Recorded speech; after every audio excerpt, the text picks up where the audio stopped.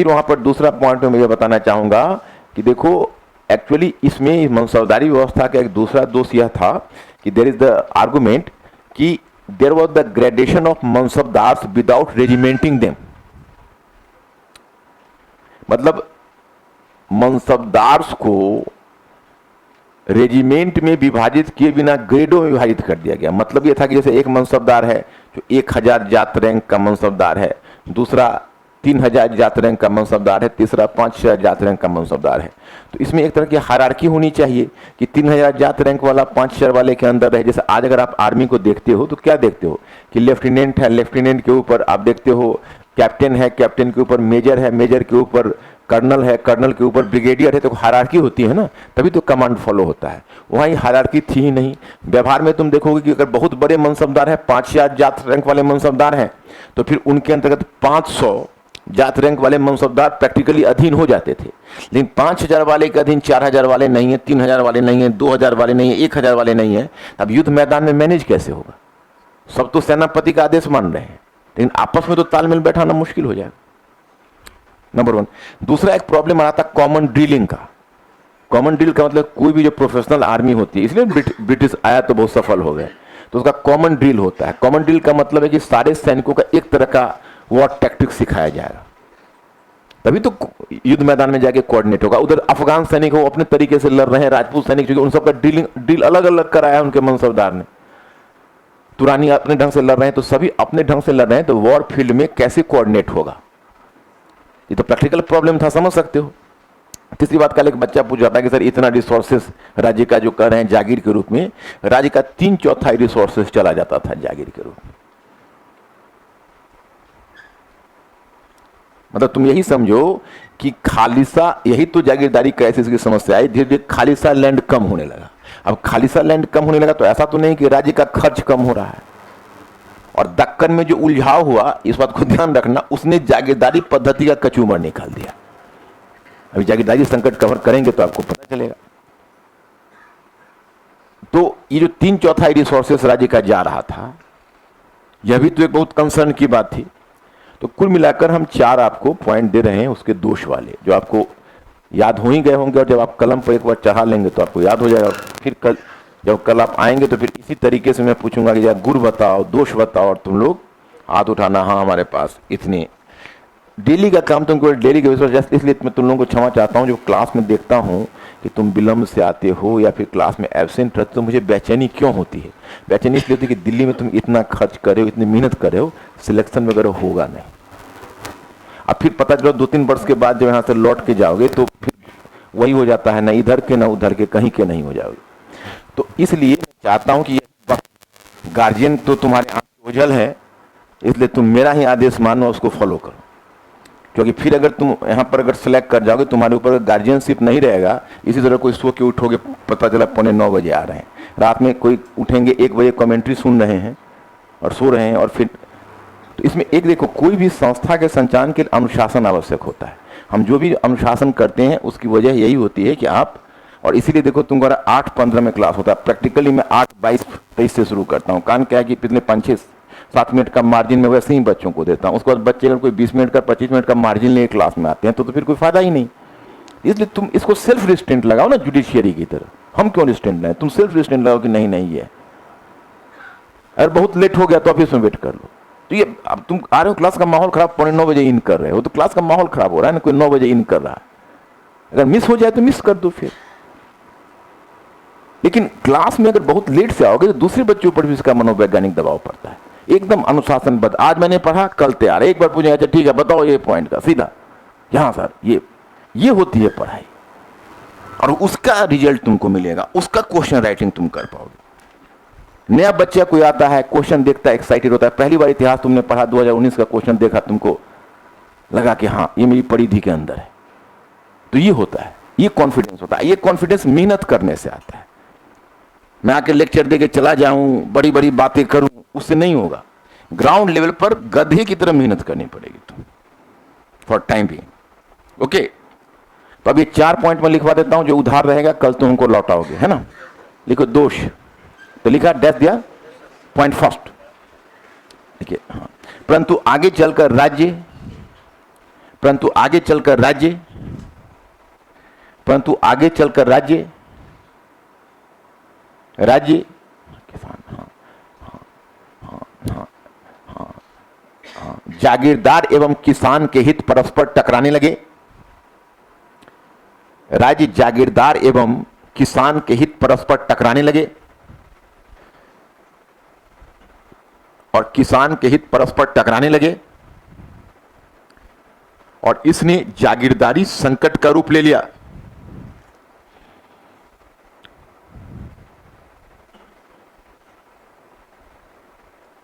और इसने जागीरदारी संकट का रूप ले लिया। इसने जागीरदारी संकट का रूप ले लिया। जागीरदारी संकट का रूप ले लिया। पॉइंट नंबर 2, मनसबदारी पद्धति का एक बड़ा दोष था। मनसबदारी पद्धति का एक बड़ा दोष था, एक बड़ा दोष था।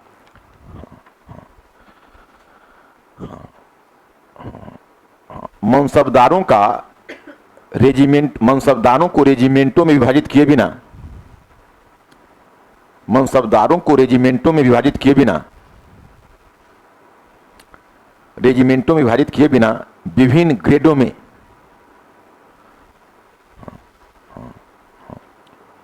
विभिन्न ग्रेडों में विभाजित करना, विभिन्न ग्रेडों में विभाजित करना, विभाजित करना, विभाजित करना। उदाहरण के लिए मनसबदारों का ग्रेड, मनसबदारों का ग्रेड 2000, 3000, 2000, 3000, 5000, 3000, 5000 मनसबदार के रूप में हो सकता था। 5000 मनसबदार के रूप में हो सकता था। 2000, 3000, 5000 मनसबदार के रूप में हो सकता था। परंतु छोटे मनसबदार बड़े मनसबदार के अधीन नहीं होते। परंतु छोटे मनसबदार बड़े मनसबदार के अधीन नहीं होते, बल्कि सभी राज्य के अधीन होते थे, बल्कि सभी राज्य के अधीन होते थे, राज्य के अधीन होते थे। अतः युद्ध मैदान में व्यावहारिक कठिनाइयां उपस्थित हो जाती। अतः युद्ध मैदान में व्यावहारिक कठिनाइयां उपस्थित हो जाती।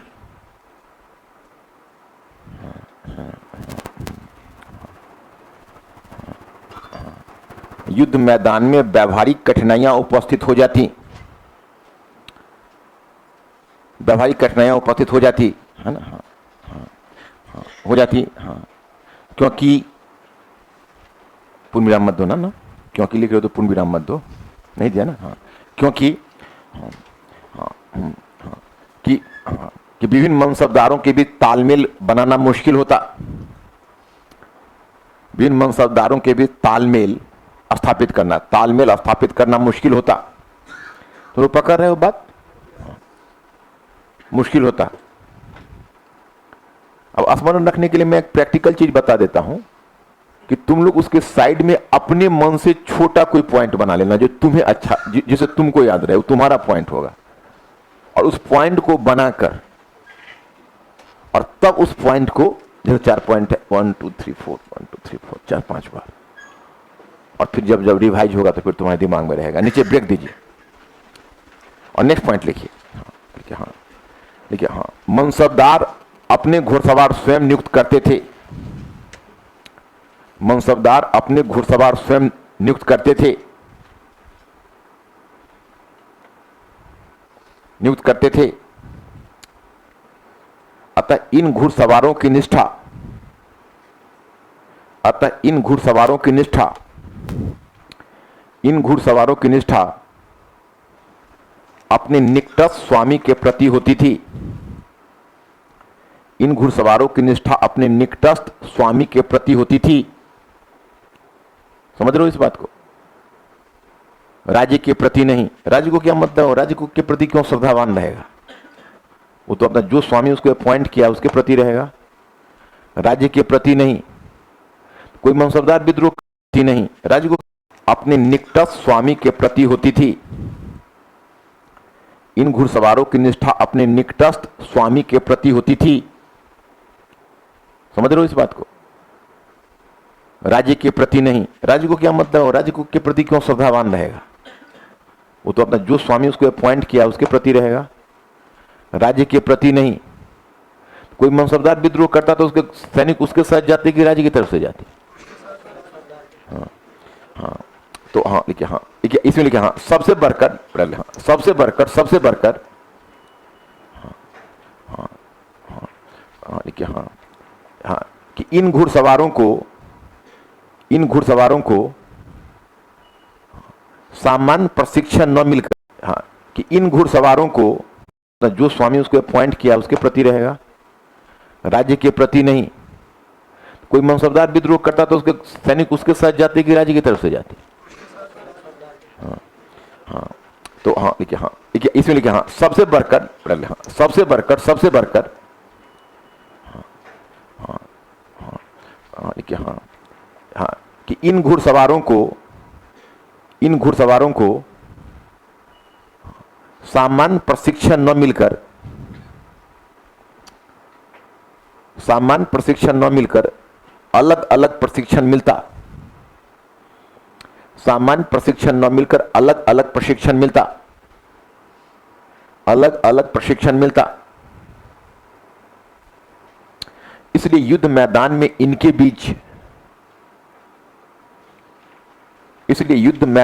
इनके बीच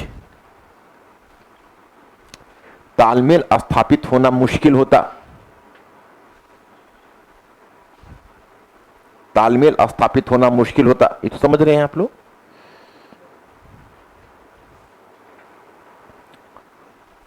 लास्ट पॉइंट लिखिएगा, मनसबदारी जागीरदारी पद्धति,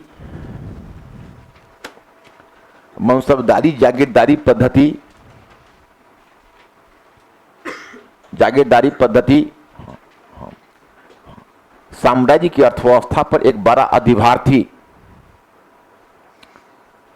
जागीरदारी पद्धति साम्राज्य की अर्थव्यवस्था पर एक बड़ा अधिभार थी।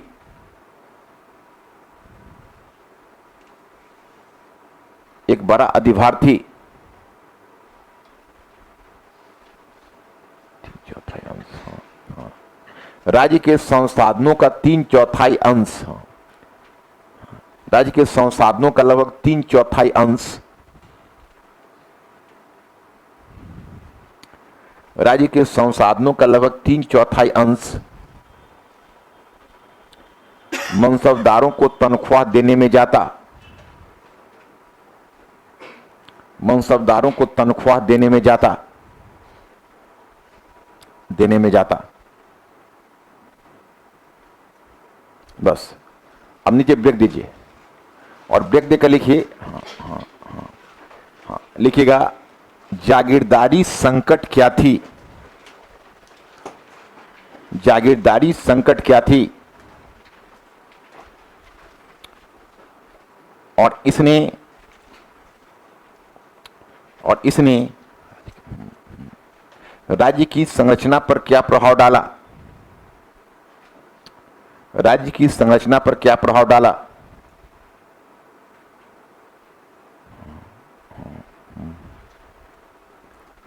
प्रभाव डाला। डैश देकर लिखिएगा।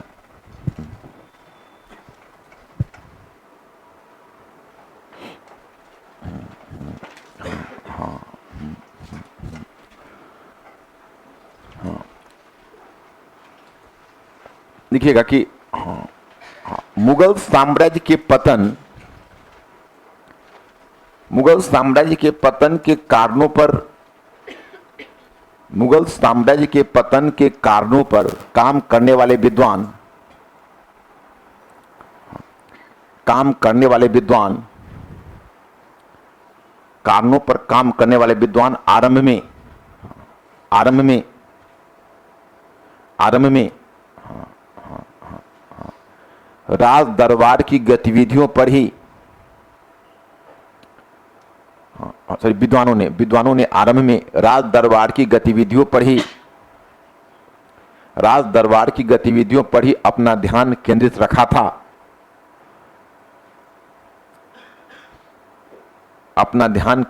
था। यथा औरंगजेब के कुछ नीति एवं कार्य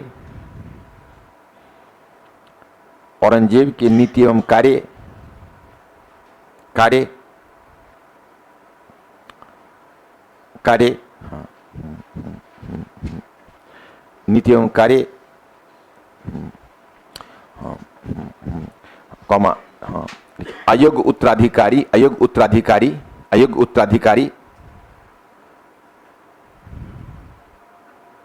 उत्तराधिकारी कॉमा स्वार्थी एवं आत्म केंद्रित अमीर वर्ग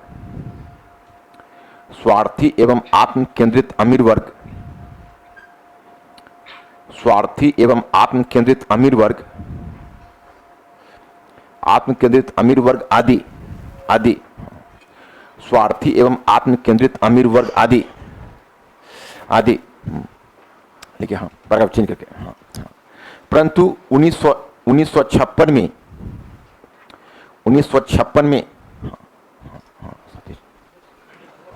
राइट, हम होशोहवास में हैं, चलो। हाँ 1956 में सतीश चंद्र ने अभी इतिहास लेखन की बात कर रहे हैं ना। हाँ सतीश चंद्र ने अपनी प्रसिद्ध पुस्तक कॉमा दे देना, मैंने इन्वर्टेड कॉमा में ले लेना पुस्तक का नाम, पार्टी एंड पॉलिटिक्स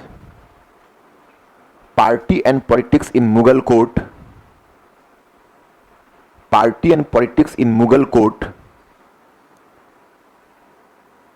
वो तो अपनी पड़ोसी को भी क्या जाकर पार्टी लिख नहीं सकते, हिंदी में लिखो, अंग्रेजी में लिखो, जो भी लिखना है लिखो। बुक का नाम है party and politics in Mughal court and jagirdari crisis.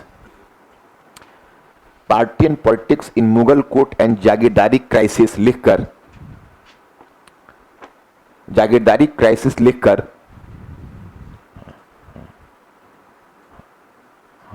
इस बहस को एक नई दिशा दे दी। इस बहस को एक नई दिशा दे दी।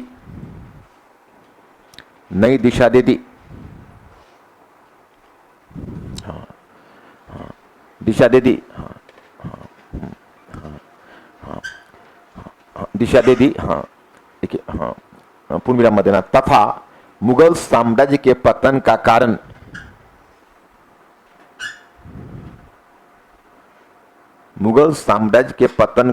उसकी संरचनात्मक कमजोरी में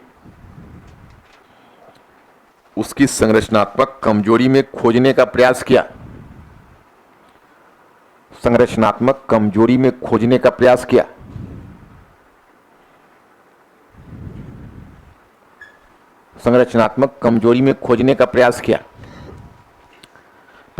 हाँ 1981 में उन्होंने फिर अपने विचारों में थोड़ा संशोधन लाया।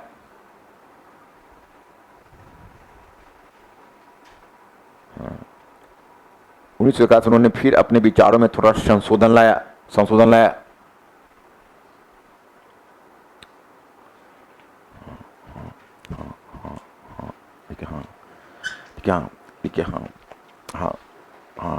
उनके द्वारा प्रतिपादित जागीरदारी संकट की अवधारणा,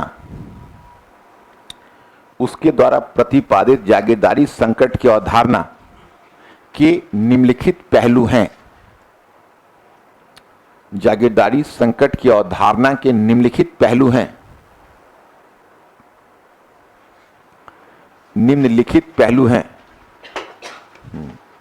पहलू हैं। अब देखो बच्चों, थोड़ा सा 1 मिनट रुक जाना, just try to understand this point कि इसमें क्या है। जैसे ये जो सतीश चंद्र ने जो जागीरदारी संकट की अवधारणा दी, उसके पहलू निम्नलिखित थे, जो मैं अभी आपको नोट करवा दूंगा, पहले थोड़ा समझा दूं आपको। उन्होंने ये दिखाने का प्रयास किया कि देखो, मुगल साम्राज्य के पतन का कारण में आप शासक वर्ग के क्षेत्र या उसकी योग्यता या औरंगजेब की धार्मिक राजपूत नीति, इन सब छोटी छोटी बातों पर मत ध्यान दीजिए, मतलब बहुत बल मत दीजिए। ये सब मतलब पूरक कारक हो सकते हैं, वो तो पूरक कारक भी नहीं मानते, वो तो इसको इमेटेरियल मानते हैं, this is an immaterial thing, not very important thing. लेकिन उनका ये कहना है, जागीरदारी संकट से संबंधित जो पहलू है, उन्होंने कहा कि देखिए, मुख्य रूप से मुगलों के पतन का कारण था जागीर और मनसब व्यवस्था का उचित संचालन करने में विफलता। उनका यह कहना था कि जब मुगलों की जो जागीरदारी पद्धति थी, जब उसका विस्तार दक्षिण के कम उपजाऊ क्षेत्र में हुआ, तो उसने एक नए प्रकार के संकट का रूप ले लिया। उन्हें जागीरदारी संकट में 3-4 पहलू है, जो मैं तुम्हें बता दूंगा, कहीं भी लिखना होगा तो उन पहलू को लिख लोगे। उसका एक पक्ष उन्होंने दिया कि मनसबदारों की संख्या की तुलना में जागीर आवंटन में कमी आ जाना। तो जब पहले उन्होंने इसके लिए एक टर्म दिया था बेजागिरी, बेजागिरी का मतलब है जागीरों का कम पड़ना। उन्होंने यह बताया कि जब मुगल दक्कन में फंसे तो औरंगजेब ने अंधाधुंध जागीरदारों की नियुक्ति की, और उतनी बड़ी मात्रा में मुगलों के पास अब देने के लिए जागीर नहीं थी, तो अब या तो एक ही जागीर कई कई मनसबदारों में बंट गई, या फिर कुछ मनसबदारों को जागीर मिलने के बाद भी उसको फिजिकल ट्रांसफर हाथ में नहीं मिल पा रहा था, जिसके कारण उसका पूरा का पूरा जो सैन्य संरचना है वो खटाई में पड़ गया था। तो इसको पहले एक विद्वान थे, उनका नाम था C.F. फ्रेडरिक, उन्होंने चैलेंज कर दिया। उन्होंने कहा कि सतीश चंद्र इस बात को क्यों भूल रहे हैं कि जब औरंगजेब ने दक्कन का में विस्तार, जब दक्कन का अभियान किया था, तो उसने बीजापुर और गोलकुंडा को जीतकर मुगल साम्राज्य में मिला लिया था। तो जब बीजापुर और गोलकुंडा को जीतने के बाद उसके पास बहुत बड़ा भूभाग फिर मिल गया था जागीर के रूप में आवंटन करने के लिए, तो फिर बेजागिरी की अवधारणा क्यों? तब सतीश चंद्रा ने फिर इसका जवाब वही 1981 में फिर उसको संशोधित करके दिया। उन्होंने कहा कि देखिए, यह सही है कि गोलकुंडा और बीजापुर का भूभाग जब मिल गया था मुगल साम्राज्य को, तो जागीर के रूप में उसको आवंटित कर सकता था, परंतु उसमें एक समस्या यह थी कि यह प्रशासकीय स्तर पर मुगल साम्राज्य की विफलता थी, क्योंकि जागीरों की कमी 2 कारणों से पड़ी। उसने कहा कि जैसे दक्कन में जब मुगलों का उलझाव हुआ, तो आप तो एक बात को जानते हो कि मनसबदार तो केवल घुड़सवार सेना की नियुक्ति करते थे, और उसी घुड़सवार सेना में 3/4 संसाधन जा रहा है। राज्य का अपना खर्च भी है, जैसे तोपखाना राज्य के अंतर्गत है, आर्टिलरी राज्य के अंतर्गत होता था, इसके अलावा पैदल सैनिक हैं, ये राज्य के अंतर्गत होते थे। तो ये सब है। अब गाड़ी वगैरह जो उसको अब कहते हैं कमिश्नरिएट आप कहते हो, तो वो तो एक तरह से राज्य के अंतर्गत नहीं था, वो तो मनसबदारों का ही होता था। राज्य पहले से ही काट लेता था उनका थोड़ा सा पैसा कि भाई आपको ट्रांसपोर्ट आपको मेंटेन रखना है।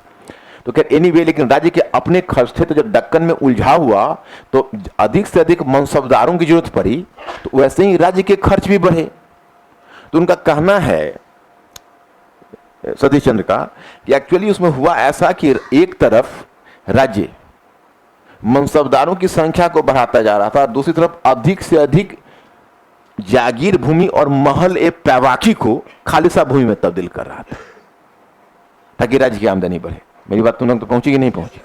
और सो इसको के उठोगे चले आओगे तो कैसे बात पहुंचेगी? अब को जागीर मिलने के बाद भी उसको फिजिकल ट्रांसफर हाथ में नहीं मिल पा रहा था, जिसके कारण उसका पूरा का पूरा जो सैन्य संरचना है वो खटाई में पड़ गया था।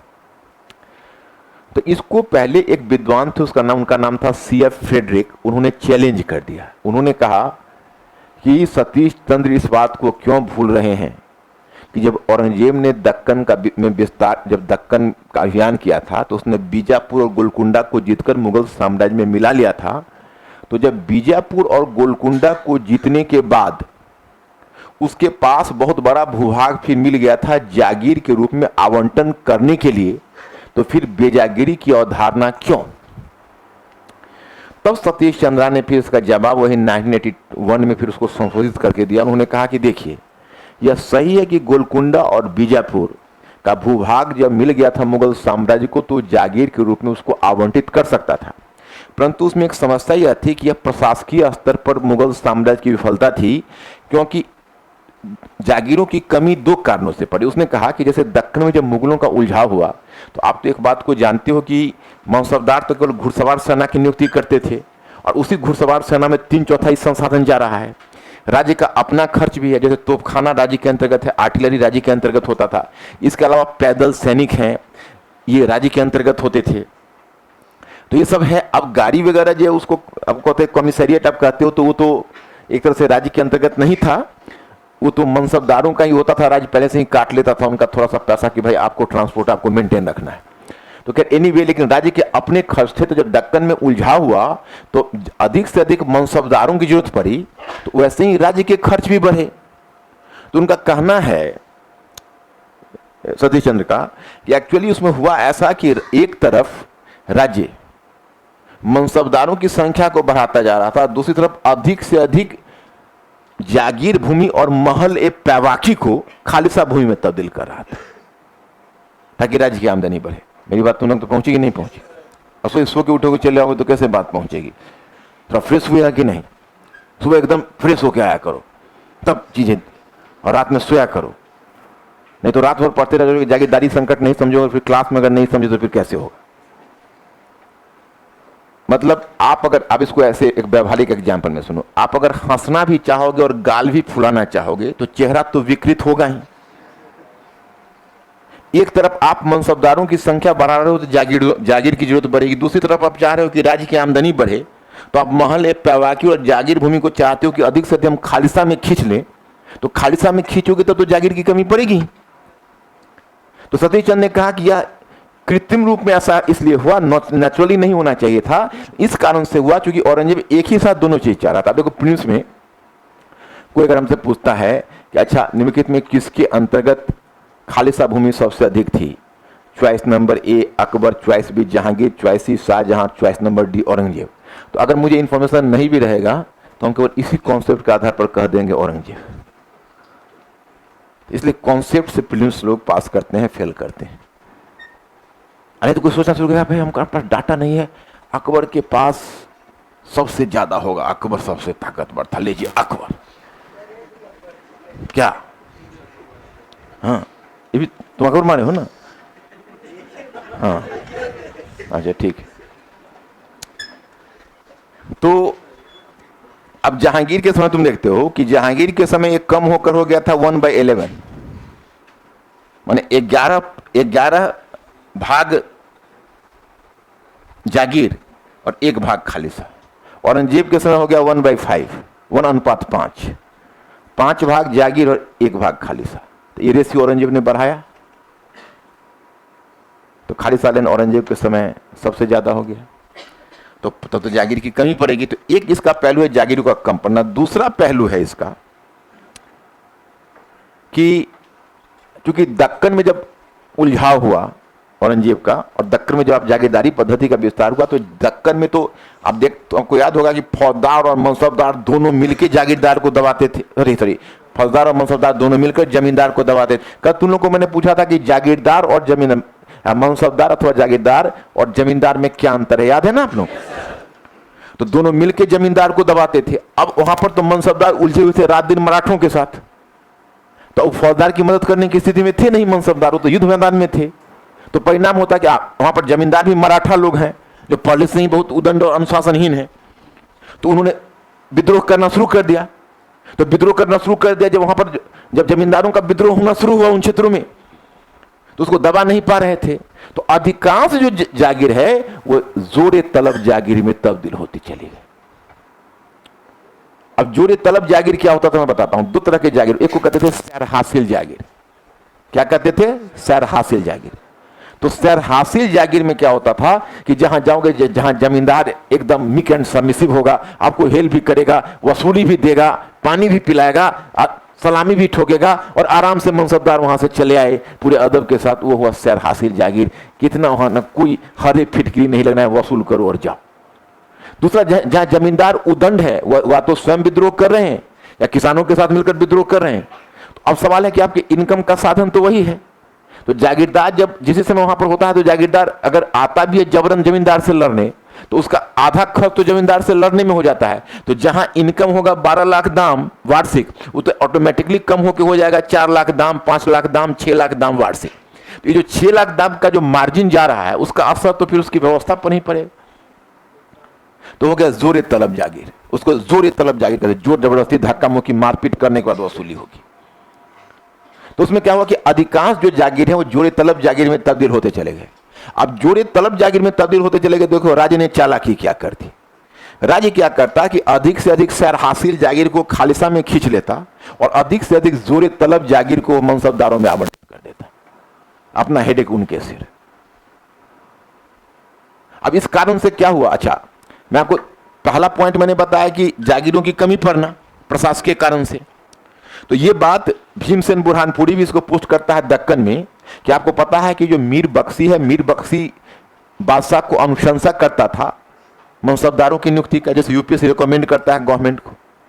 यूपीएससी तो रिकमेंड ही करता है ना। अब यूपीएससी ने रिकमेंड किया, सिलेक्शन हो गया, मिठाई बट गई, शादी तय हो गई, सब कुछ हो गया, और गवर्नमेंट कहेगा ठीक है धन्यवाद आपने रिकमेंड किया, लेकिन अभी नहीं लेना है। Then what will happen? ये तो ऑलमोस्ट क्लियर है, रिजल्ट प्रकाशित हुआ, लोग समझते हैं मैं आईएएस बन गया। और यूपीएससी के अगर गवर्नमेंट कहे कि भाई आपका तो रिकमेंड जैसा 370 अनुच्छेद में हम लोगों को इस बात पर ध्यान ही नहीं गया था, जो गवर्नमेंट कर गुजरा, तो सारे इंटरव्यू चकित रह गए, हाँ कर तो सकता है टेक्निकली। तो उसमें गवर्नमेंट कहे कि नहीं हमें अपॉइंटमेंट नहीं हम ठीक है आपने रिकमेंड किया, धन्यवाद आप लोगों को, आप लोग कुछ और कीजिए, हमें जरूरत नहीं है अधिकारी की, तो अब क्या होगा? तो अब वहां पर नियुक्ति होना भी तो राज्य के हाथ में। राज्य का तो एक रिक्रूटमेंट चल रहा है, वो तो चलना है कि गवर्नमेंट है, एक खास एलिट को नहीं एब्जॉर्ब करेगा हाईएस्ट जॉब में। और मुगल मनसबदारी इतने मतलब आकर्षित थे कि मुस्लिम वर्ल्ड मतलब विश्व के जो वर्ल्ड हैं वो इंडियन सिविल सेवा की तरफ, जैसे ब्रिटिश लोग इंडियन सिविल सेवा की तरफ आकर्षित होते, वो तरफ पूरे मुस्लिम वर्ल्ड से जो यूथ थे वो मनसबदारी की तरफ आकर्षित होते। मैंने इतना तक तुम कहो कि दक्कन में आप देखोगे बीजापुर का जो शासक है उसने शाहजहां को अनुरोध किया था पत्र लिखकर कि कृपया आप हमारे अमीरों को मनसबदारी में ना रखें, हमारे यहां से प्रतिभा का पलायन हो रहा है। इतनी बड़ी चीज थी मुगल मनसबदारी, आप कैसे रिक्रूटमेंट रोक दोगे? जब रहुल्ला खान था मीर बख्शी औरंगजेब का, उसने जब एक मनसबदारों की नियुक्ति की फ्रेश सूची जब औरंगजेब के सामने रखी तो औरंगजेब ने सीधे उठाकर फेंका कि नो मोर अपॉइंटमेंट नाउ, अब हमारे पास जागीर नहीं है। रहुल्ला खान ने कहा जहांपना हम ऐसा नहीं कर सकते, हमारे क्षेत्र में 7 सुल्तानों का क्षेत्र शामिल है, मतलब मुगल एम्पायर बहुत, अगर हम नियुक्ति अपॉइंटमेंट नहीं लेंगे तो खानजादों का क्या होगा?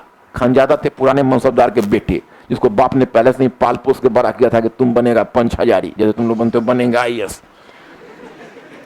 तो वो लोग पहले से ही अपना मूड बनाया हुआ था हमें बनना है पंच हजारी, और यहां अगर अपॉइंटमेंट ही रुक गया तब क्या होगा? ये तो विद्रोह और असंतोष वाली बात हो जाएगी। औरंगजेब मजबूर था, अपॉइंटमेंट लेना था। अब जोड़े तलब जागीर जो ज्यादा से ज्यादा उसने मनसबदारों पर फेंक दिया, उसका परिणाम यह हुआ कि भीमसेन बुरहानपुरी लिखता है कि राम सिंह हारा, दलपत बुंदेला और जय सिंह कछवाहा, ये तीनों राजपूत थे। तीनों राजपूत मतलब राम सिंह हारा यानी हारा मतलब रणथंभौर से, दलपत बुंदेला माने बुंदेलखंड से, और जय सिंह कछवाहा आमेर से, इन तीनों को छोड़कर जिनके अपने वतन जागीर थे, शायद ही कोई ऐसा मनसबदार था दक्कन में लड़ रहा था जिसका 7000 सवार रैंक और 1000 से अधिक सवार रखता। फर्क पड़ गया। लास्ट में सतीश चंद कहते हैं कि हुआ ऐसा, अधिकतर शहरे हासिल जागीर तो राज्य ने स्वयं हजम कर लिया, और जो थोड़ा शहरे हासिल जागीर बच गया उसको प्राप्त करने के लिए मुगल कोर्ट में लॉबिंग होने लगी, और वो लॉबिंग ने पार्टी एंड पॉलिटिक्स का रूप ले लिया। ईरानी पार्टी, तुरानी पार्टी, हिंदुस्तानी पार्टी, कई पार्टियों का गठन हुआ और ये पार्टियां अपने समर्थकों को अधिक से अधिक सैर हासिल जागीर दिलाना चाहती थी। इसी पार्टी एंड पॉलिटिक्स जो मुगल कोर्ट में शुरू हुआ वो अंतुगत, इस बार पूछा था दरबारी षड्यंत्र, अरे यूपीएससी क्वेश्चन में मैं उस दिन डिस्कस कर रहा हूं, दरबारी षड्यंत्र और प्रांतीय विद्रोह। तो मैं दरबारी षड्यंत्र को जोड़ना चाहता हूं सतीश चंद्र के party and politics at the Mughal court से। कि सामान्यतः ऐसा माना जाता कि दरबारी षड्यंत्र, लेकिन अगर हम दरबारी षड्यंत्र की गहराई से परीक्षण करें तो कहीं ना कहीं सतीश चंद्र का की जो अवधारणा है party and politics at the Mughal court and jagirdari crisis, उसे परीक्षक देख खुश हो जाएगा, देखो दरबारी षड्यंत्र को कैसे जोड़ दिया इस सैर हासिल जागीर से। इसका एक पहलू था सैर हासिल जागीर। तो जो तुम्हारे पास अगर कॉन्सेप्ट रहता है तो कभी इसको उधर लिंक वो करते हैं, कभी उसे लिंक करते हैं, कभी उधर, और क्वेश्चन आंसर तो लिंक से ही सॉल्व होता है। मैं तो खुद स्टूडेंट के रूप में देख चुका हूँ, टीचर के रूप में पढ़ा रहा हूँ, मेरे सामने तुम जो कोई क्वेश्चन डालते हो तो मैं क्यों नहीं डरता हूँ, कहीं ना कहीं से लिंक करके आंसर कर देता हूँ उसका। और लिंक बनता है जो कॉन्सेप्ट क्लियर होता है तब। नहीं तो कोई बच्चा बैठ कर षड्यंत्र, दरबारी षड्यंत्र, उसको दिमाग में क्या षड्यंत्र तो क्या प्रांतीय विद्रोह। प्रांतीय विद्रोह का दूसरा थियरी है जो कैरन लियोनार्ड वगैरह ने दिया, वो जो मैंने बताया ना क्षेत्रीय स्तर पर जो समृद्धि आई, मैं उस दिन बता रहा था, तुम लोगों ने गौर नहीं किया होगा, पता चला पूरा पेपर डिस्कस किया तो हेवी पड़ा होगा तुम लोगों को, कि समझ में आ रहा था। तो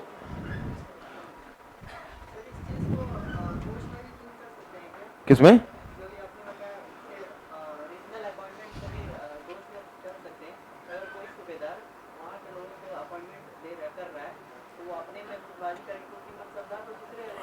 सूबेदार नहीं कर रहा है ना अपॉइंटमेंट, तो फिर गलत पर चलेगा ना धार में। नहीं, तुम अगर दोष में बता रहे हो तो गलत बता रहे हो। सूबेदार तो खुद मनसबदार है, बड़ा मनसबदार है। हाँ, किसको? हाँ हाँ हाँ, वो लाइन तुमने लिखी दिया है तो उसका हो ही गया मतलब उससे। मैं समझ रहा हूं, मैं समझ गया। तुमने लाइन लिख दिया कि उसकी अपनी भक्ति अपने निकटस्थ स्वामी के साथ थी, तो मीनिंग वही निकल के आ जा रहा है जो तुम कह रहे हो। आप उसको ज्यादा डिटेलिंग करोगे तो देख लो, स्पेस है तो कर सकते हो, नहीं तो तुम गुण और दोष दोनों को काउंट करोगे तो तुम्हारा 250-300 शब्द चला जाएगा। वहां लिखना है 200 शब्द में, अब बताओ कैसे करोगे। यहाँ तो सबसे बड़ी चीज है कि जैसे अर्जुन को जो मछली की आंख में बेंधना था, वो भी केवल मछली नहीं बेंधना था, आंख में बेंधना था, तेल के कड़ा में दे के बेंधना था और नाचते हुए चक्र में बेंधना था। पूरा पेपर एंशिएंट मिडिवल रखा रहता है, 3 घंटे का टाइम रहता है, 19 क्वेश्चन पड़े रहते हैं, मैप का क्वेश्चन अलग पड़ा रहता है और उसमें लिखना रहता है। तो लिखना रहता है तो उसमें तुम देखोगे ये जो 4 पॉइंट है इसमें भी एक कट करके 3 पर लाना पड़ेगा। और तुम लोग उस 3-4 में भी चाहते हो कि थोड़ा सा इलेबोरेट करो सर, उदाहरण बता दे। तो इसलिए होता है कि तुम परीक्षा भवन में नहीं हो, एक बार परीक्षा भवन में जाओ फिर आके बात करना हमसे। समझ रहे हो ना मेरी बात को? प्रैक्टिकल कॉन्स्टेंट यह है कि हम उदाहरण ज्यादा दे नहीं सकते, इक्का दुक्का उदाहरण देते हुए क्वेश्चन छूटने लगता है। वो जाओ ना एग्जाम हॉल का माहौल देखोगे तब तुमको बोधिसत्व पता चलेगा खुद। वो हमारे कहने से तुम कन्विंस नहीं होगे, जब पेपर में जाके खुद मगजमारी करोगे तब हमारी बात तुमको समझ में आएगी। तो भोगा हुआ यथार्थ होना चाहिए, तो जब भोगा हुआ यथार्थ वहां देखोगे फिर पता चलेगा। Is this point clear? Jagirdari crisis का तो पहले इस 4 को हम इस 4 पॉइंट को इलेबोरेट कर देते हैं। लिखना मैंने पहले पॉइंट मत करना, इसी में इसी बिना पैराग्राफ चेंज करके वो लाइन लिखो तो लिखना नहीं, अभी पैराग्राफ मत चेंज करना, एक 2 लाइन बढ़ा के तब। अच्छा, वो लाइन क्या लिखा है लास्ट? हाँ तो ठीक है, पैराग्राफ चेंज कर दो। लिखिए सतीश चंद्र के अनुसार, सतीश चंद्र के अनुसार, नहीं अभी पॉइंट नहीं देना है। सतीश चंद्र के अनुसार कि जब जागीरदारी व्यवस्था का विस्तार, जब जागीरदारी व्यवस्था का विस्तार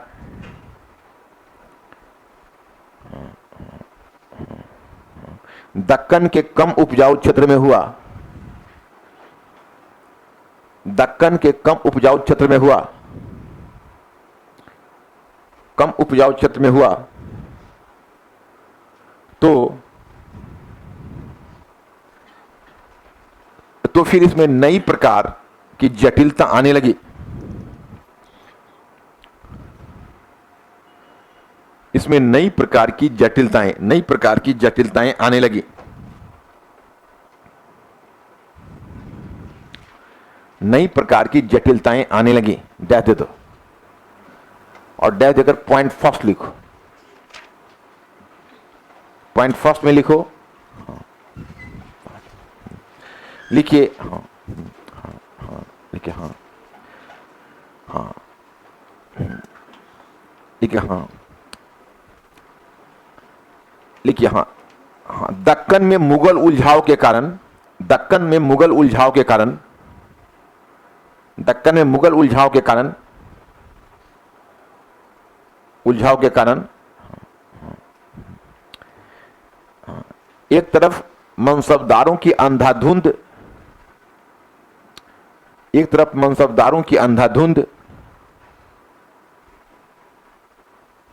अंधाधुंध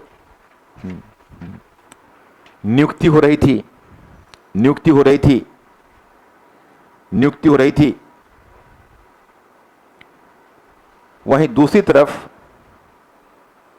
वहीं दूसरी तरफ राज्य का प्रयास था,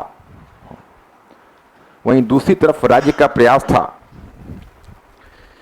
वहीं दूसरी तरफ राज्य का प्रयास था, राज्य का प्रयास था कि अधिक से अधिक, अधिक से अधिक जागीर भूमि, अधिक से अधिक जागीर भूमि और महल ए पैवाकी को, अधिक से अधिक जागीर भूमि और महल ए पैवाकी को,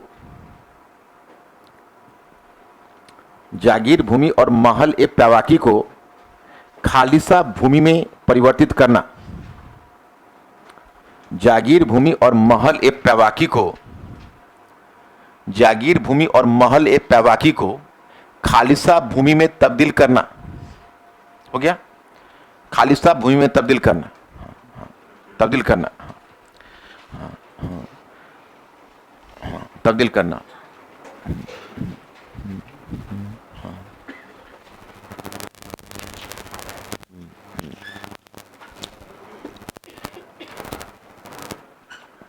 देखो एक आध एग्जाम्पल इंसर्ट कर देता हूं, जैसे क्वेश्चन जब आप लिखते हैं ना वहां, तो शॉर्ट में भी एग्जाम्पल डाल देने से उसका वजन बढ़ता है परीक्षा की दृष्टि में। क्या डाल देता हूं एक एग्जाम्पल शॉर्ट में, यहीं पे लिखना हाँ, कि उसी पॉइंट में, उसी पॉइंट में हाँ लिखिए हाँ, हाँ, हाँ, हाँ, मनसबदारों की नियुक्ति को रोकना,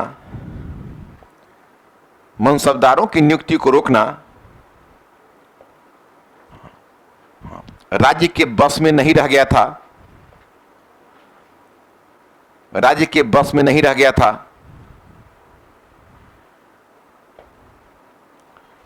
नहीं रह गया था। औरंगजेब के मीर बख्शी रहुल्ला खान ने, औरंगजेब के मीर बख्शी रहुल्ला खान ने, रहुल्ला लिख लोगे, रहुल्ला खान ने उसे सुझाव दिया था, रहुल्ला खान ने उसे सुझाव दिया था, बख्शी रहुल्ला खान ने उसे सुझाव दिया था, रहुल्ला खान ने उसे सुझाव दिया था कि, रहुल्ला खान ने उसे सुझाव दिया था कि मुगल साम्राज्य में 7 सुल्तानों का क्षेत्र शामिल है, मुगल साम्राज्य में 7 सुल्तानों का क्षेत्र शामिल है, 7 सुल्तानों का क्षेत्र शामिल है, मुगल साम्राज्य में 7 सुल्तानों का क्षेत्र शामिल है, शामिल है।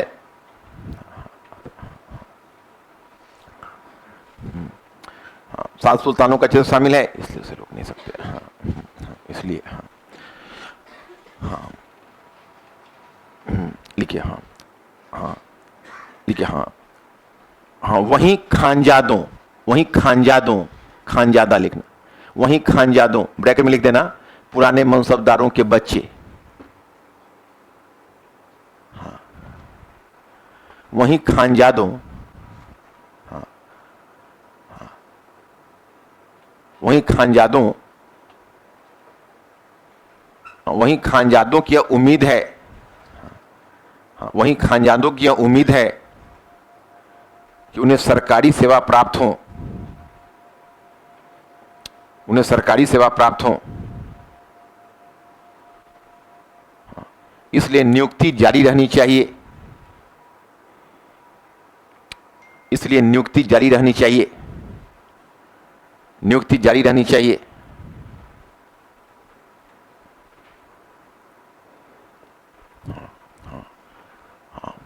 पॉइंट नंबर 2, दक्कन में युद्ध की परिस्थितियों से लाभ उठाकर, दक्कन में युद्ध की परिस्थितियों से लाभ उठाकर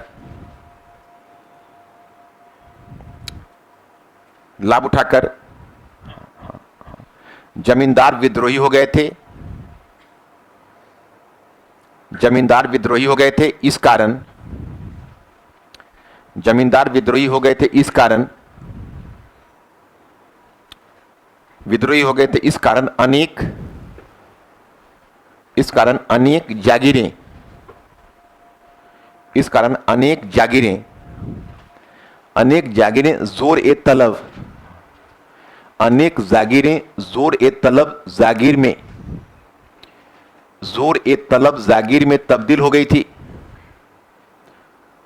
जोर ए तलब जागीर में तब्दील हो गई थी, जोर ए तलब जागीर में तब्दील हो गई थी, तब्दील हो गई थी। पॉइंट नंबर 3, एक मिनट हाँ, इसी में एक लाइन, पॉइंट नंबर 3 इसी को थोड़ा सा और क्लियर कर देता हूं। हाँ, पॉइंट नंबर 2 को ही, पॉइंट 2 है क्या, थर्ड 2, हाँ 2 को थोड़ा एक लाइन आगे लिख लीजिए। हाँ हाँ, इस कारण तब्दील हो गई थी, इस कारण जमा दामी और हासिल दामी, इस कारण जमा दामी एवं हासिल दामी, इस कारण जमा दामी एवं हासिल दामी के बीच, जमा दामी एवं हासिल दामी के बीच, हासिल दामी के बीच बड़ा अंतर आने लगा था। याद है ना, जमा दामी हासिल दामी, जमा दामी और हासिल दामी के बीच बड़ा अंतर आने लगा था। इसको दिमाग से सोचना भी, निकल रहा है मीनिंग जमा दामी हासिल दामी के बीच। कौन कौन बताएगा कि भाई जमींदारों का विद्रोह होगा तो अंतर क्यों आ जाएगा जमा दामी और हासिल दामी में? तुम्हारा हाथ नहीं उठा, तुम नहीं समझे क्या? जमींदारों का विद्रोह होगा तो जमा दामी हासिल दामी में अंतर आएगा, ये पता है तुमको? क्यों, क्या अंतर आएगा? तुम्ही से पूछ रहा हूं, पड़ोसी को मत देखो, पड़ोसी ने तो हाथ उठाया, तुमने नहीं उठाया। अंतर समझ में आ रहा है क्यों नहीं, क्यों आएगा? जो एक जागीरदार की आमदनी का साधन क्या था बताओ? एक जागीरदार कहां से आमदनी लेता था? और उसको राजस्व वसूल के, उसके अधिकारी जो राजस्व वसूलने जाते थे वो किससे राजस्व लेते थे? जमींदार से लेते थे। जमींदार राजस्व देता था वसूल कर, और वही जमींदार जब विद्रोही हो जाए, संतरी जब चोर निकले कौन रखवाली करेगा? जब वही जमींदार विद्रोही हो जाए तो राज्य की आमदनी कम होगी, समाज में नहीं रह तो सोचते नहीं हो रोटी कपड़ा और मकान के अलावा कुछ नहीं, शब्द नहीं, दिमाग लगाओ। क्यों आमदनी कम होगी? तो जब जमा दामी से हासिल दामी कम होगी तो कौन कौन बताएगा उसका क्या इंपैक्ट पड़ेगा? अगर पिताजी तुम्हारा मासिक खर्च वहां बंद कर देंगे तो दिल्ली में कैसे रहोगे?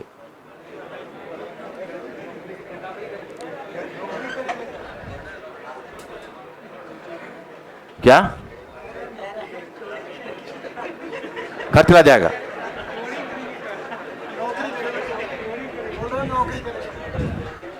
नौकरी का तो सिविल सेवा से तो हट जाओगे ना।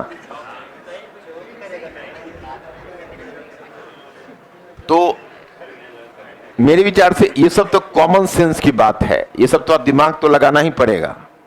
नेक्स्ट पॉइंट लिखिए। हाँ, अब राज्य का प्रयास यह रहा, अब राज्य का प्रयास यह रहा कि अधिक से अधिक, राज्य का प्रयास यह रहा कि अधिक से अधिक सैर ए हासिल, अधिक से अधिक सैर ए हासिल, अधिक से अधिक सैर ए हासिल जागीर को, अधिक से अधिक सैर ए हासिल जागीर को, अधिक से अधिक सैर ए हासिल जागीर को, सैर ए हासिल जागीर को, सैर ए हासिल, लेकिन सैर ए हासिल का मतलब कहीं तुम लोग नहीं समझोगे, ब्रैकेट में डाल देना तो, कि जहां राजस्व आसानी से वसूल हो, जहां राजस्व आसानी से वसूल हो, है ना। सैर ए हासिल जागीर को खालिसा भूमि में,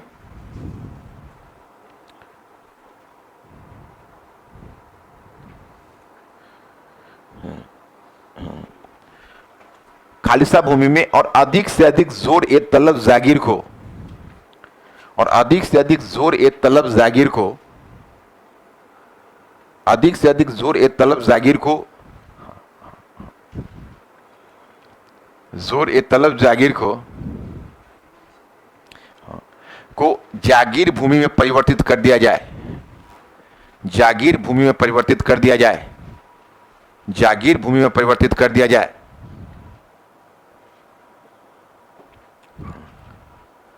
कर दिया जाए। पॉइंट नंबर 3 है। पॉइंट नंबर 4 लिखो। पॉइंट नंबर 4 लिखिए। अब अमीरों के द्वारा, अब अमीरों के द्वारा बचे हुए सैर हासिल जागीर, अब अमीरों के द्वारा बचे हुए सैर ए हासिल, बचे हुए सैर ए हासिल जागीर, सैर ए हासिल जागीर प्राप्त करने के लिए,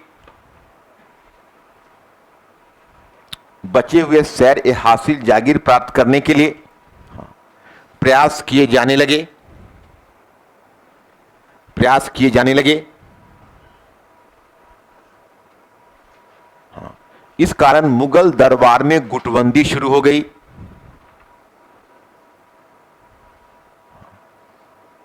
इस कारण मुगल दरबार में गुटबंदी शुरू हो गई, क्योंकि मुगल दरबार में गुटबंदी शुरू हो गई क्योंकि प्रत्येक गुट,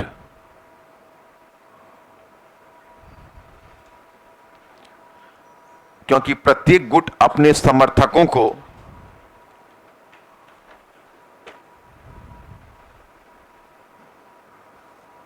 क्योंकि प्रत्येक गुट अपने समर्थकों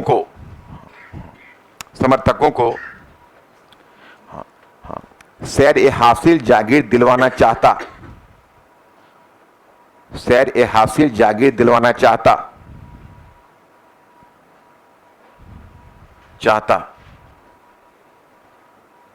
अब नीचे व्यक्तिगत लिखिए प्रभाव, व्यक्तिगत प्रभाव लिखो।